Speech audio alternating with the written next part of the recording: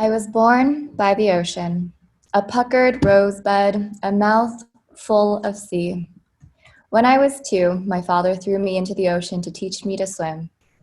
I didn't learn how to swim, but I learned how not to sink, how to flail, how to flounder, how to fall, a mouthful of sea, and then how to float. I grew up in silences deep enough to lose myself in the thick, muted echoes of floating underwater, punctuated by rage, pure enough to wound with. When I was 4, my father pushed me on a borrowed bicycle in the cul-de-sac of a neighborhood that did not belong to us. Go back to where you came from, etched into plaster one dawn break. When I was 5, a name that was not mine from my first grade teacher, a name that I did not recognize from my church pastor, a name from a book of English names, meticulously studied in the waning light after night shifts at the only Chinese restaurant in town.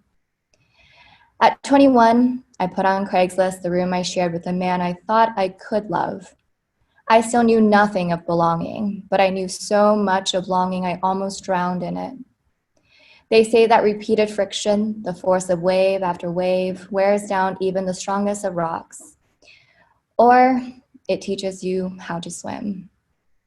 I left my names behind, shed like broken notes falling from my tinny keyboard, scattered like ashes, each letter swallowed into the past, a mouth full of sea.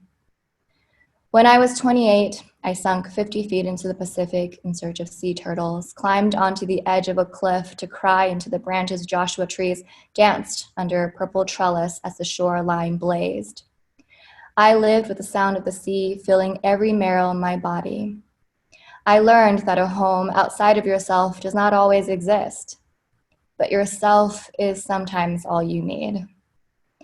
I learned that I love the salt of your skin, your scent lingering on my tongue, and that falling isn't far from flying or from diving, plunging headfirst into the Connecticut River during the New Hampshire winter and emerging exhilarated underneath the numbness of my skin.